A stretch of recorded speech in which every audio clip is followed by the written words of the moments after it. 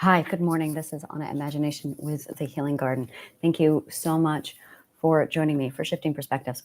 This particular video is one that I'm going to be doing regularly. It's basically to clear up some miscommunication that we've been using for centuries inside of our dialogue. And it required a ninth perspective to translate. So let me go ahead and get these terminology up. And it's down in the comments below. You can go ahead and read them as I follow along. And I'm just going to go ahead and elaborate, which is a style that I like to do because it really puts it in an education classroom setting where I give you the information, you can follow along, and then I will elaborate. So the first one is talk to your partner. We hear this one a lot from therapists. We hear this a lot from well-meaning friends. People who have marriage figured out give this one a lot. Now, I'm going to be blunt. They are right, but they're wrong. But they're really right. Do as they say, but they're kind of slightly off. It's not the talking that you're seeking. That's the tool. What you're actually trying to do every time you have a conflict with anybody, it's because you are misaligned to their perspective. So you lack understanding. When you're seeing eye to eye, when you understand a person's perspective, there's no conflict. Every time there's a conflict, it's because you do not have the same perspective. Now, we feel this the most between our romantic partners. Oh my God, do we? Oh yeah, I'm going to be doing a whole thing on just relationships with this. So the advice, talk to your partner, is half true.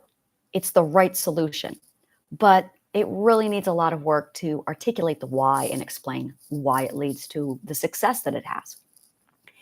Because there's good communication and there's bad communication. And I've seen a lot of people, and I did this with my partners a lot, where I would just talk.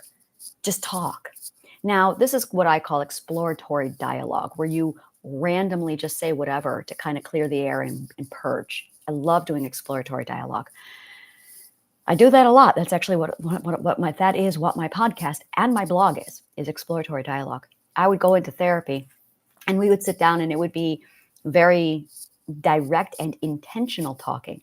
But then we would get to a point and I would literally declare exploratory dialogue, let's do this. And then I would just start talking. And when you talk, you're actually talking from your gut, as in you are speaking words from your gut. That's where you're accessing it. You're not thinking up here. When you're talking, you're actually talking from down here. The problem is you lack a vocabulary.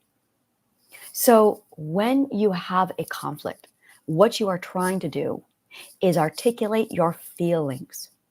It is very important that you understand that it is your feelings you are trying to articulate, because your feelings are, first of all, they're two things. The first thing they are is your feelings are what they can relate to.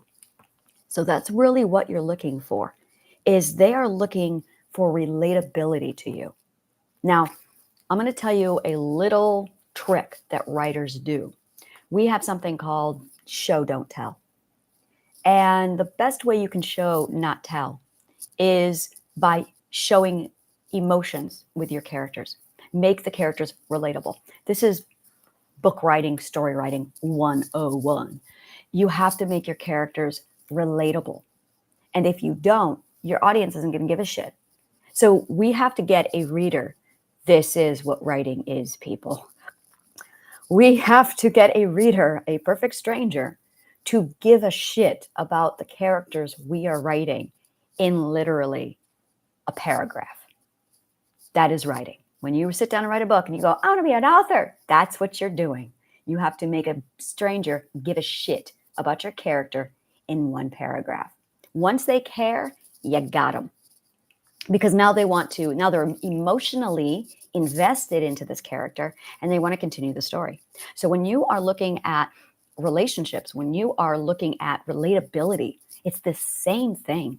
To do that, same thing as when you're writing a book, is you have to use feelings to basically make yourself relatable to your partner.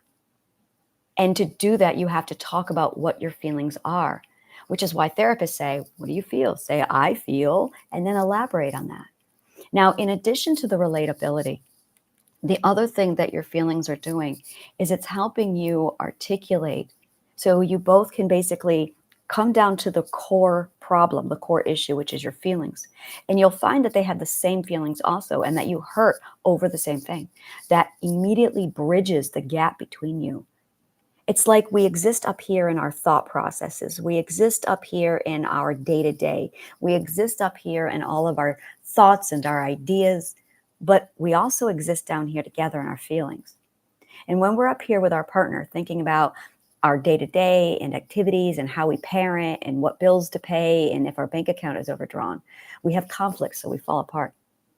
So we have to come back to the feelings, get back on the same page that we're feeling the same way. Even though we're not thinking the same way, we are feeling the same way. The relatability occurs. We bond to each other. That's where we reconnect. And now we can come back up here and talk about parenting. But we must be mindful and relatable to how we are the same with our emotions. Same with our emotions, different with everything else. Our emotions make us relatable.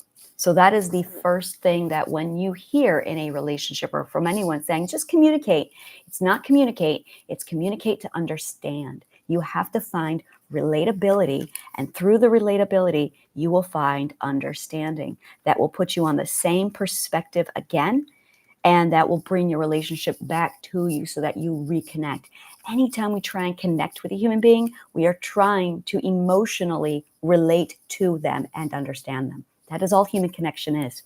Every time you push someone away because you think, oh my God, I can't be vulnerable around people, what you are thinking is that you cannot afford the pain of sharing your feelings with another person because you don't trust that that person is going to handle your feelings properly. And they might not. Make sure you have good people in your life. The next thing that I want to talk about is not playing the victim. Try instead, they're looking for humility. Now, this is going to be big for anytime you are looking to basically discipline a narcissist. A narcissist is that whole concept, the whole mindset is left over from the third perspective stage. The third perspective stage is the stage we were in when we were 3 years old. They never outgrew that stage. So what you're dealing with is the psychology of a 3-year-old in a lot of cases. Now, as a result, you need to be the bigger man, which is really not a good thing to say anymore. You need to be more mature. You need to take the mature road on this one. Now, I get that narcissists hurt you. They've hurt me. I get that these are people who absolutely attack and they are vindictive. I get it. And I am not saying to go out of your way to do this for everyone. Not at all. I'm saying if you care about the narcissist, not even if you care about them, I'm saying don't get involved. This is going to be a very delicate thing, but it's a boundary. You set the boundary, and they're going to play the victim, is what we've been saying. What they're really doing is they're trying to find humility. And don't mock them, because that is absolutely damaging to where they are mentally. Do not mock anybody who is playing the victim.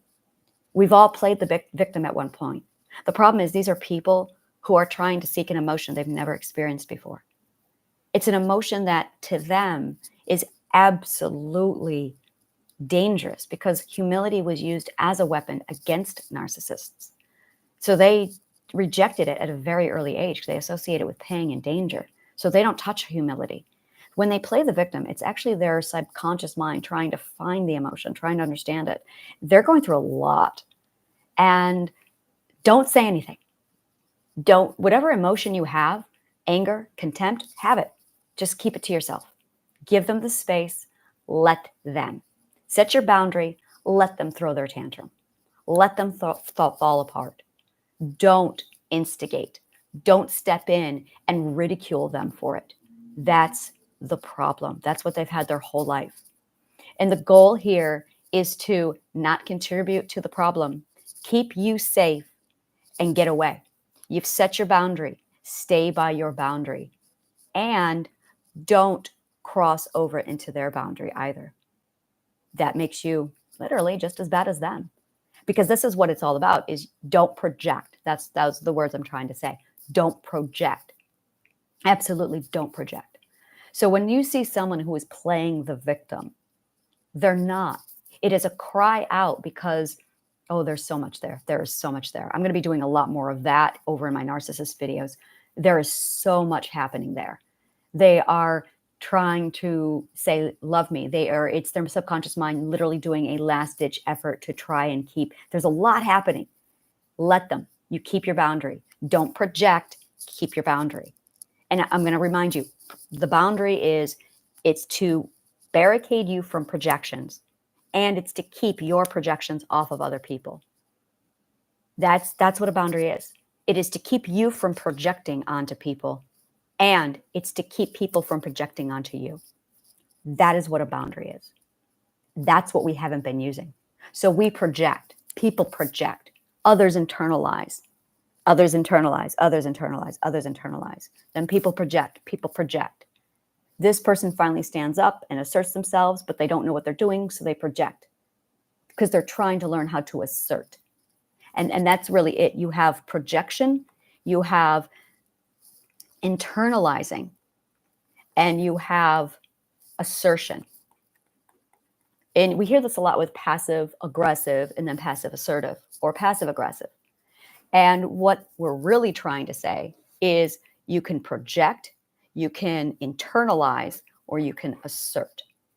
And being passive is internalizing.